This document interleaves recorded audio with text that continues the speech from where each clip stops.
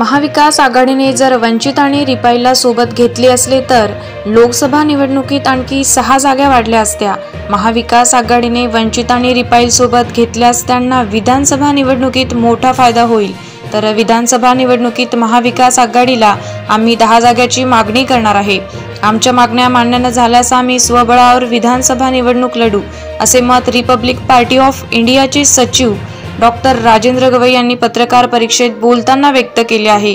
व येणाऱ्या विधानसभा निवडणूक खासदार बळवंत वानखडे यांच्या दर्यापूर विधानसभा मतदारसंघात मी स्वतः उभा राहीन, असा इशारा सुद्धा यावेळी डॉक्टर राजेंद्र गवई यांनी दिला आहे। लोकसभेचा निकाल लागला, 7 दिवस झालेत। पूर्ण लोकसभेच्या उमेदवारांना मिळालेल्या मतांचा अभ्यास केला। त्या अभ्यासाअंती महाविकास आघाडीचे आज जरी 31 उमेदवार निवडून आलेत तरी त्यांचे 6 उमेदवार अधिक निवडून आलेले असते जर त्यांनी वंचित बहुजन आघाडी आणि रिपब्लिकन पक्षासोबत युती केली असती तर।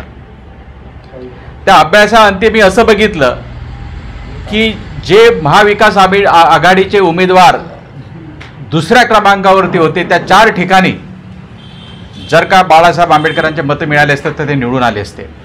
आणि एका ठिकाणी सातारामध्ये जो दुसरा उमेदवार निवडून आलेला आहे, जो दुसऱ्या क्रमांकावरती उमेदवार आहे शशिकांत शिंदे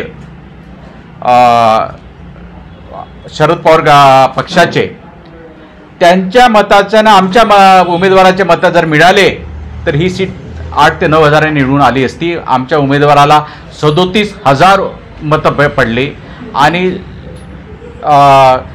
त्या ठिकाणी वंचितसुद्धा उभी होती, वंचित बरीच मागे राहिलेली आहे। तेव्हा हेच सांगण्याचा आमचा उद्देश आहे की अजूनही वेळ गेलेली नाही आहे, त्यांचा परफॉर्मन्स चांगला राहिलेला आहे, परंतु याच्यापेक्षा चांगला परफॉर्मन्स करू शकता।